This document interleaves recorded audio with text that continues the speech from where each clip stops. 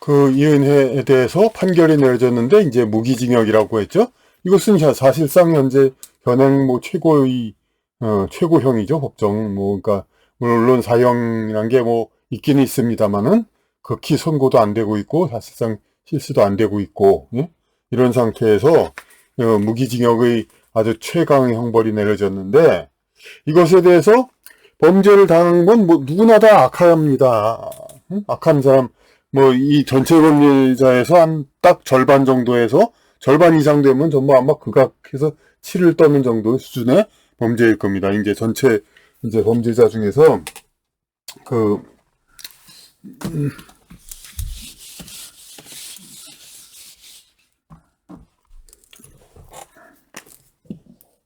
전체 중에서 이렇게 해가지고 이제 더 덜한 사람, 더 심한 사람에서 이쪽 부분을 보면 아마 전체자가 그냥 확대해 놓고 보면은 이런 분노하고 막 그럴 정도. 그러니까 이은혜의 그 행위, 그것이 굉장히 아주 극악한 행위로 이제 그 묘사를 하면은 그렇게 되죠. 근데 이렇게 결국은 이게 계곡살인 뭐 그렇게 하지만은 그 살인을 했지만은 어떤 물리적으로 억지로 빠뜨렸다든가 억지로 어떻게 했다든가 그건 아니었습니다. 그러니까 그러니까 일종의 그냥 뭐 그런 이제 심리집에 그 속임수로 그렇게 했다는 건데, 그러니까 결국은 어디에 속하냐면 사기죄에 속하는 거죠. 보험 사기 물론 사기죄에 속하는 건데, 이 사기죄에 대해서는 이제 실제로 그 교도관이라든지 형사 이런 양반들이 하는 말에서도 나와 있습니다. 사기죄가 그 사기범 이런 사람들이 그러니까 인간성이 가장 악하다는 거니까. 왜냐하면은 계획적이고 머리를 써가지고 상대방을 했으니까 오히려 이제 살인은 그냥 우발적 기타 등등 뭐 그런 식으로 해가지고 오히려 이제 이 자들보다 더 악하다고 실제 그런 분들이 얘기합니다. 그런데 그렇다고 해서 사기죄가 이 어떤 살인보다 더 높냐 그런 건 아니죠 이제. 근데 이렇게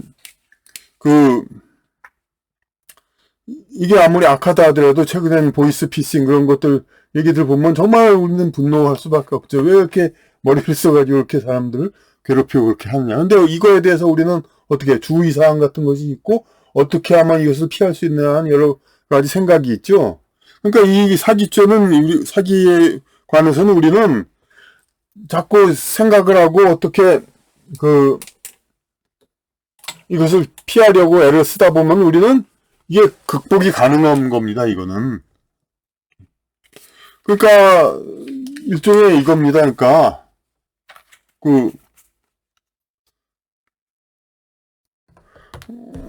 우리는 이제 초원에서 평화롭게 풀을 뜯고 있는 초식 동물들, 평화롭게 살고 있는데, 그들을 이제 육식 동물이 가끔 잡아먹어서 평화를 깨트리죠? 그러니까 육식 동물은 그럼 아주 악한, 불안당, 아주 그냥 나쁜 존재들 아니냐, 이렇게만 우리는 보지만 그렇게 보는 사람 별로 없죠. 그러니까 이제 이 육식동물이 이렇게 이들을 잡아먹으러 나섬으로써 초식동물은 달리면서 이제 좀 자기 단련을 하고 더 이제 긴장을 하면서 살고 그러면서 더 자기 삶의 어떤 의미가 더 커지는 거죠. 이제 아무 걱정 없이 산다면은 그건 사실 이제 동물도 하여튼 세상에서 어떤 아무 노력 없이 산다면은 그것은 이제 의미가 많이 없어지는 것이죠.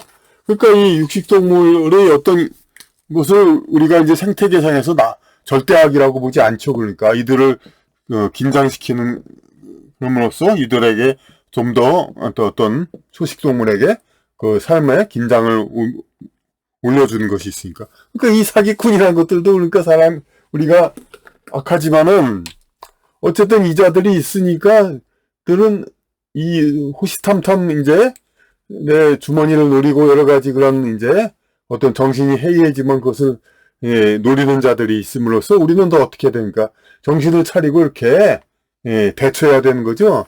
그러니까 이 자들이 아무리 악하더라도 이 피해자, 잠재적 피해자인 우리 잠재적 피해자 그룹은 어떤 자신들의 어떤 그 정신을 좀 차리게 하고 영적인 그런 수련 단련을 하는 것, 이것도 이제 낮은 꼭 영적 단련이라고 해서 그렇게 무슨 명상하고 뭐 도 닦고 이렇게 높은 차원의 그게 아니라 우리가 살아가기 위한 여러 노력, 그리고 남한테 속지 않고 어떤 정신 차리고 이렇게 그런 거 자체도 중요하지. 그러니까 사실 우리가 사업 제안을 받았을 때 갑자기 그냥 터무니없이 그냥 쉬운 노력으로 많은 돈을 벌겠다고 이렇게 누가 제안할 때 이걸 그대로 야 편히 큰 돈 버니까 좋다 하고 따라가는 건 그만큼 자기 수련이 덜 된 사람이라고도 볼 수가 있죠. 이거 자체는 일단 의심을 해야죠. 아니 그렇게 적은 노력을 어떻게 그렇게 버는 건가? 돈을 벌고 노력하는 것 자체가 자기 영혼 단련인데 그렇게 쉽게 버는 게 과연 정당한가? 이렇게 의심을 해야 하는 거죠. 그러니까 의심을 하게 만드는 거 그렇게 함으로써 우리는 이 사기꾼이라는 이런 부류의 어떤 피해, 그런 잠재적 피해에서 우리는 벗어날 수가 있는 겁니다. 그러니까.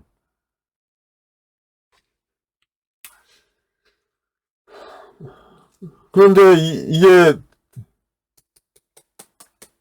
돼가지고 그 어떤 흉악살인범 같은 경우는 물론 이 흉악살인범 옛날처럼 아주 그냥 공개된 데에서는 그들에게 대처하기 위해서 평소에 무예를 단련하고, 예? 어떤 이제 무예를 단련하고 경계심을 갖고 그렇게 해가지고 그것도 역시 옛날 같은 어떤 무림천하라든지 그런 데에서는 뭐 사기꾼이나 마찬가지로. 그래서 사실 아주 역사시대 옛날에는 그렇게 무사들이 사람 죽이는 거 그렇게 아주 극악한 행위로 간주되지 않았죠. 그러니까 서로가 이제 그런 단련을 하게 되니까. 그러니까 그거를 옛날에는 그렇지만 지금은 어떻게 치안이 다 돼 있는 상태이죠. 그렇게 서로 믿고 이렇게 사는 세상에서 이제 칼부림하는 살인자 이 자를 막기 위해서 우리가 어떻게 평소에 대처를 하냐 상당히 제한적입니다. 예? 그 확률이 극히 작은 그걸 위해서 평소에 호신물을 들고 다녀야 될 수도 없고 그리고 또 여자 같은 경우는 절대적으로 남자에 비해서 약하니까 남자 흉악범이 이렇게 하는 건 어떻게 대처를 하는 게 애초부터 불가능하고 그러니까 이건 대처 자체가 안 되는 겁니다. 원래부터 흉악살인범 이런 건. 그러니까 이 흉악살인범은 어떤 인간 사회의 그 영적인 수련 이런 거에 도움을 주지 않는 존재들입니다. 이게 불가항력적인 어떤 그런 존재 행위를 하고 있는 거니까 이런 자들에 대한 것은 그야말로 이 세상에서 가장 이제 제거되어야 할. 이거는 이제 어떤 크게 보면은 그러니까 그 살인 그 자체가 아니라 무림천하라든지 옛날 그런 사무라이 시대에서 이렇게 항상 경계를 하고 이렇게 사는 그런 거라면 몰라도 지금의 사태에서는 이제 비겁한 거죠. 그야말로 이제 정당한 도둑질처럼 이제 남은 경계 서로가 진짜 정정당당하게 칼을 가지고 결투를 똑같이 결투하는 것도 아니고 비겁하게 이제 무기를 갖지 않은 사람이라든가 여자라든가 그러니까 그런 사람을 자기보다 약할 수밖에 없는 사람이거나 무기를 자기만 갖고 싸운다든가 이런 비겁함 그 자체가 이제 이자 본인도 물론 영적인 타락이 되는 거고 이것을 대처할 수가 없으니까 이걸 어떻게 평상시에 어떻게 사람들을 믿지 않고 전부 경계를 합니까? 그건 불가능하죠. 그러니까 이런 이제 흉악살인이 가장 큰 범죄로서 다뤄야 되는데 그런데 우리 사회에서 여태까지 이 가장 악한 이 흉악살인범만 이제 제대로 처벌했냐면 그렇지 않습니다. 그러니까 왜냐하면은 통치를 위해서 그 하여튼 예전부터 어떤 통치자는 그 통치를 위한 법을 했습니다. 그러니까 이제 저는 그러니까 개인적인 살인, 개인 간의 살인보다도 어떤 역적죄라든지 뭐 그런 거 같은 거 그런 거는 이제 국가에 대한 반역이라고 해서 근데 그것이 뭐 다 나쁘다는 건 물론 아니지만은 어떤 시대에 따라서 그것이 이제 굉장히 편압으로 이용이 됐죠. 그러니까 옛날 일은 다 접어두고 우리 국내에 어떻게 있습니까? 그 이른바 권위주의 시대 군사정부 시대 때 반공법, 국가보안법이라고 나중에 바뀌었지만은 반공법 이것으로 이제 그 인혁당 사건이라든지 뭐 그런 어떤 사람 하나 죽이지 않은 사람을 민족일보 조영수 사장 사건 이런 사람 하나 죽이지 않은 사람을 이제 범죄자로 엮어가지고 그렇게 해서 사형을 시켰죠. 이제 그러니까 이것은 그 당시 드라마에서도 그런 게 나옵니다. 이제 어떤 뭐 가족이 간첩죄로 들어가니까 엄마가 얘기하기를 돈 없으면 강도질을 할 것이지 간첩이 뭐냐고 막 그러니까 더 나쁜 짓이다 이거지. 강도질 그런 것보다도 최악의 죄. 그러니까 그 체제 유지를 위한 것을 최악의 죄로서 그 당시 분명히 우리 사회에서도 이것을 이제 체제 반역죄 이것을 가장 최악의 죄로서 해가지고 이수근 뭐 그런 실제로 간첩인지 아닌지 모르지만 어쨌든 잡혀가지고 어떤 이제 그 신문 같은 데서도 존칭을 가지고 놈이라고 그러면서 그 존칭은커녕 물론 그러니까 그놈을 잡았다 뭐 그렇게만 하고 그 변호사도 하도 죄가 겠으면서 죄가 밉지 사랑이 밉지 않았다 이렇게 얘기를 했다고 그렇게 얘기를 합니다. 그런데 시대가 바뀌어서 지금 와서는 이제 이걸 가지고 이렇게 물론 이제 이것이 완전히 뭐 그렇다는 건 아니지만은 어느 정도의 의심이라든지 이제 서로 주고받는 것 이런 그 반공법 공방 이걸 가지고 이거 자체를 뭐 최악의 죄라고 지금 그러고는 않고 있는 게 현실이죠. 그런데 이제 그건 어느 때부터 됐냐면은 이제 노태우 정권까지도 이제 군사정권 연장으로 본 사람들이 있죠. 그러다 김영삼 정권 때 이제 드디어 문민정권이 되었죠. 그 다음에 문민정권인데 당신이 아직은 그걸 이어왔으니까 그 민주자유당 보수 정권이죠. 그럼 보수 정권에서 어떻게 했냐면은 그 보수의 가치를 내세우려고 했습니다. 김영삼 문민정권에서. 그런데 예전처럼 반공법으로 이렇게 국민들을 이제 틀어잡지는 좀 멋쩍은 상황이 됐죠, 이제. 예? 그러니까 이때 틀어잡은 게 뭐냐면은, 이제, 가정 파괴 엄벌입니다. 근데 이런 반공법도 그렇고, 가정 파괴도 그렇고, 이 살인은, 개개인 간의 살인은 가장 최악의 죄이지만은, 그보다 더 강하게 이렇게, 이런, 이제, 통치 이데올로기의 죄를 하려면 살인자가 아닌 사람을 더 이렇게 단죄해야 더 효과가 크죠. 네? 반공법도 그렇고 단지 이숙은 도망갔다 뭐 어쨌다 뭐 체포했다 그래가지고 사형 뭐 그런 식으로 그러니까 이때 가정파괴범도 살인이 가정파괴 아니고 뭡니까? 살인보다 더한 가정파괴가 어디 있습니까? 그런데 뭐 자세한 설명 흥분하기 좋아하는 사람들은 뭐 그걸 가지고 그러겠지만 뭐 가족에게 강간을 했다 가족이 보는 앞에서 하지만 살인자가 아닌 사람을 이제 이 사형에 시킴으로써 가정 파괴 가족을 중시하는 보수 가족을 중시하는 보수의 그런 이데올로기를 과시하기 위한 그런 전시 효과로서 이렇게 했습니다. 그 다음에 이 김대중 정부 그러면서 진보 정부 하면서 많이 좀 바뀌었죠. 그러니까 그런데 김대중 정부 때부터 이제 계속 성적인 이른바 남녀평등 그런 걸로다 그 이데올로기를 다시 또 확산시키기 위해서 그러니까 그 이데올로기에 대한 그 법이 이제 처음에 김대중 정부 때는 특별히 무슨 죄 그런 게 아니라 여자가 전화만 걸면 그냥 남자를 즉각 구속시키고 유명인 주병진 씨도 이제 그 하나로 구속이 됐었죠. 전화 한 통으로. 그러니까 그렇지만은 이제 문재인 정부에 들어서는 아주 디지털 성범죄라든지 그런 식의 어떤 그 직접 성범죄 이외의 새로운 어떤 이데올로기적 통치 이데올로기적 그런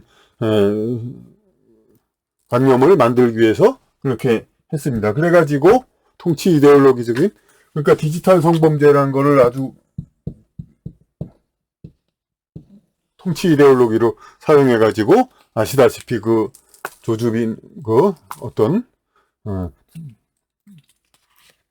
한낱 이제 인터넷 그 어떤 그 뭐냐면 이제 컴퓨터 상에서 여러 가지 연출을 해가지고 안 좋은 그런 그 상황을 연출한 건데 이런 걸 가지고 이제 어떤 징역 1, 20년 뭐 그것도 강한 거지만 도 아니고 40년에 가까운 그런 이제 42년인지 어쨌든 그런 형을 내렸죠. 그러니까 웬만한 사람 한두 명생 죽인 몇 명 죽인 칼부림 그런 살인범보다 더한 그런 죄를 이제 한 거죠. 이것도 역시 이제 시대 이데올로기적인 겁니다.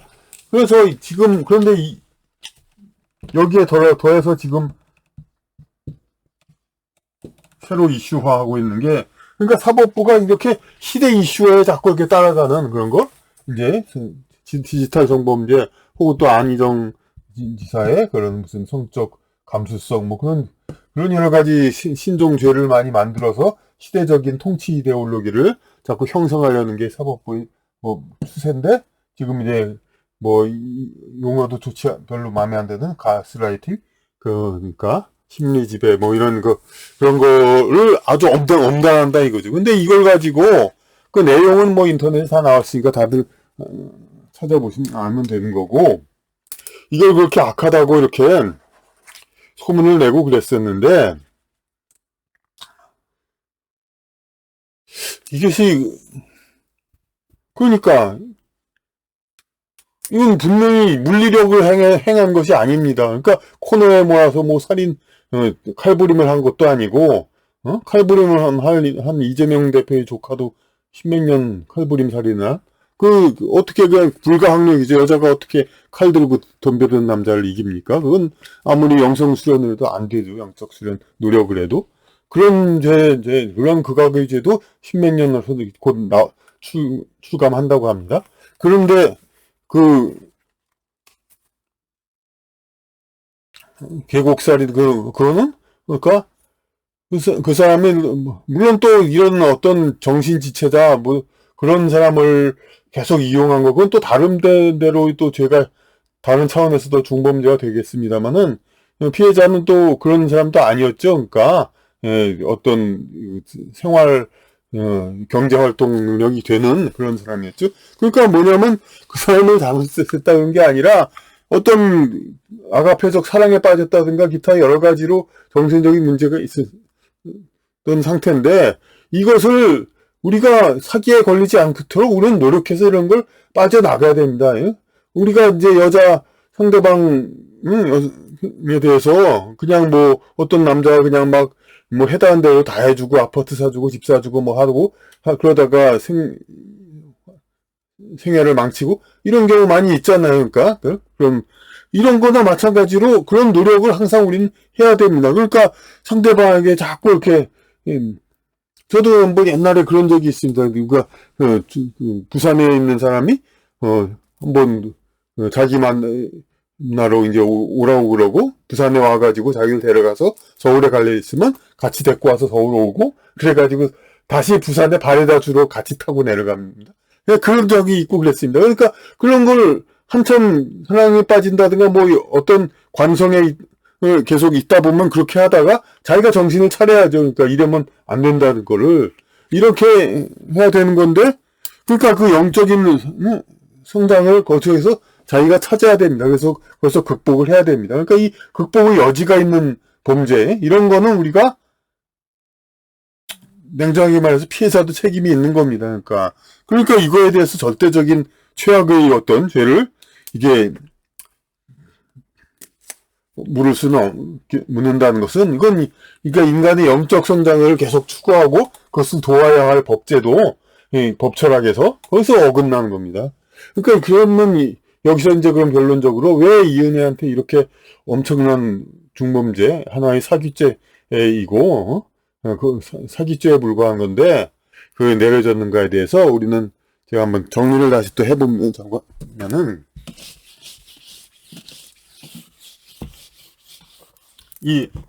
우선 먼저 얘기했던 것처럼 이제 시대적 중범죄,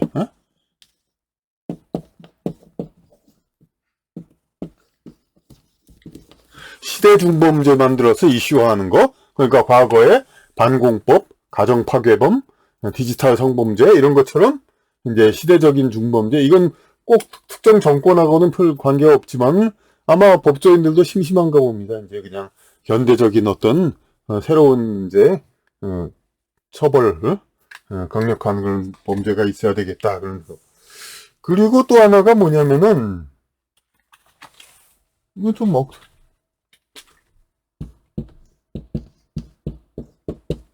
남녀 평등 좀 비약적으로 될 수도 있겠습니다만은 지금 이제 여성들에게 이제 고위직을 할당하고 여러 가지 뭐 그냥 그 고위직을 할당하고 그 각종 승진에 이제 할당하고 이렇게 해가지고 인위적으로 자꾸 이렇게 직위를 올리려는 그러한 진보 좌파를 자칭하는 그러한 운동에 대해서 이제 이것을 어떤 비판하거나 하는 그러는 이제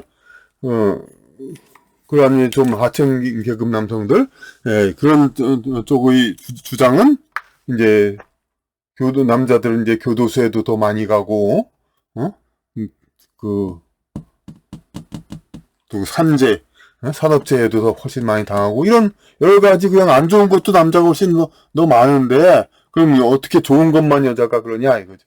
그러니까 여자들이 그러니까 어찌 보면 그러니까 이거를 어느 정도 그러니까 인위적으로 균형을 맞추려는 그 남녀 왜냐면 이런 진보 운동이 여성의 여성의 지위를 올리고 여성을 더 행복하게 하자 이런 뜻 것보다는 근본적으로는 남녀 구분을 없애는 거거든요. 그러니까 남녀로 태어나서 구분해서 태어나는 그 시스템 자체를 없애자는 겁니다. 그러니까 없애는 거니까 이거를 여자도 그러니까 여자의 성공과 행복도 남자와 비슷하게 만들어야 되지만 마찬가지로 여자의 불행과 실패도 남자와 똑같이 해야 된다는 겁니다. 그러니까 산재 같은 데서도 사실 그냥 위험하지도 않은 여성적인 직장, 제빵 공장 같은 데서도 자꾸 사망 사고가 일어나고 이런 일도 있고 그리고 이렇게 살인 이런 거 흉악범들 거의 남자들인데 어떤 예전에도 누구 여자 흉악범도 있긴 있었죠, 근데 그거에 대해서 더욱더 보도가 더 크게 된 것 같은 느낌도 있었습니다. 여자 흉악범. 어쨌든 그렇지만 훨씬 소수죠. 근데 이거 만약 이은혜가 남자라면은 그 정도 처벌은 안 됐을 거라는 생각이 강하게 생각이 됩니다.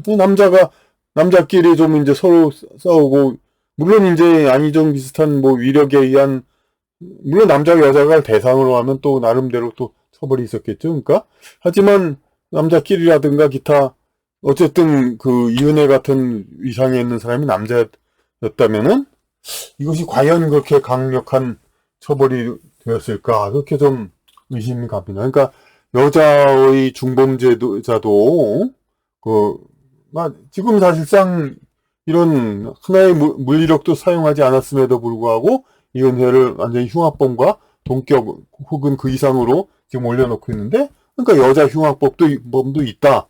이걸 완전 해가지고 남녀를 완전히 동일화시키는 그런 거에 상당히 있다고 봅니다. 그리고 또 뭐가 있습니까?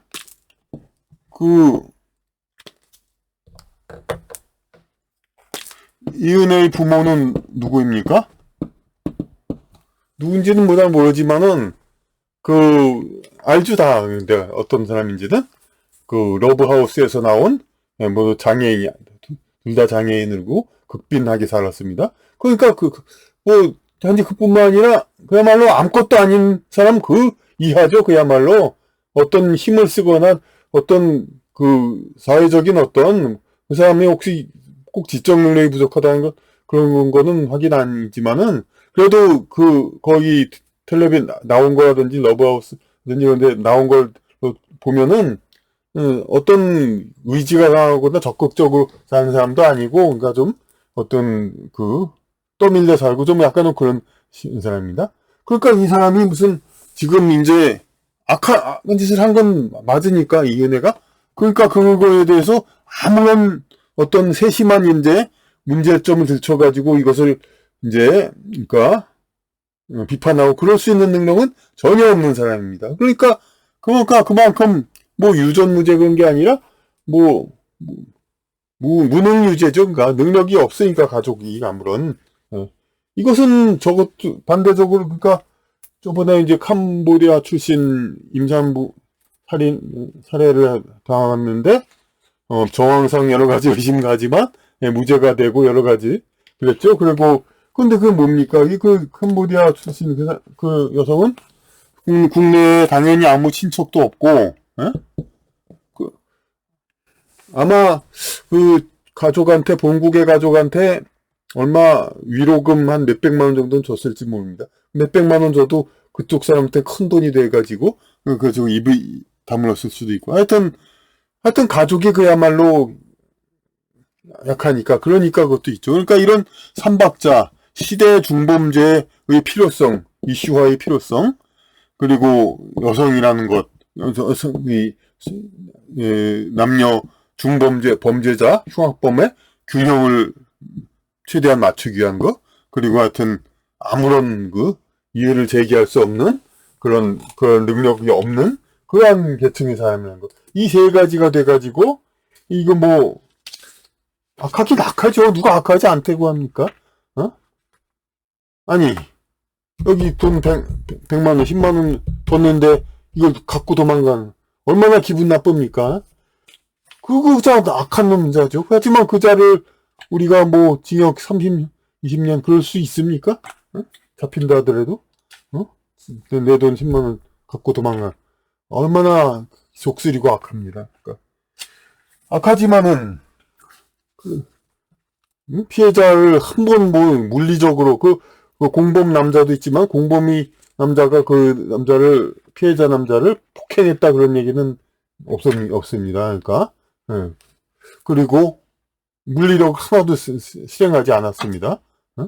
그랬는데 그걸 가지고 그러니까 뭐 무기징역 이런 이제 어떤 시대 이슈적인 그런 처벌 이런 것이 앞으로 계속 나오지 않고 아마 계속 나오지 않을 수도 있습니다. 어떤 시범 케이스로 한 명 그런 것도 있죠. 근데 이런 건 수요가 적다고 해서 우리가 계속 인권을 이렇게 무시해야 되는 겁니까?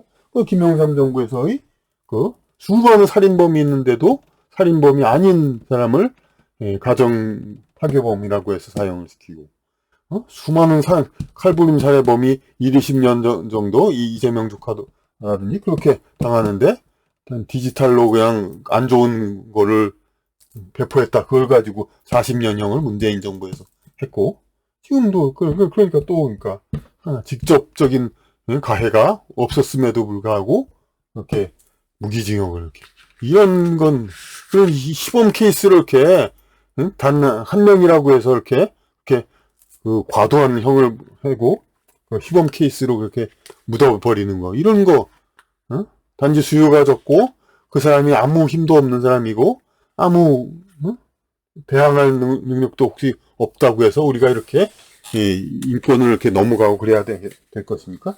그러니까 모든 죄는 범죄 그런 거는 다 철저하게 인간의 영적 성장을 돕는 방향으로 이렇게 해야 되고 이렇게 사회 이제 통제를 위한 그런 이슈화를 위한 또 그런 이벤트적인 처벌 이런 것들은 우리가 앞으로 더 잊지 말아야 할 것입니다.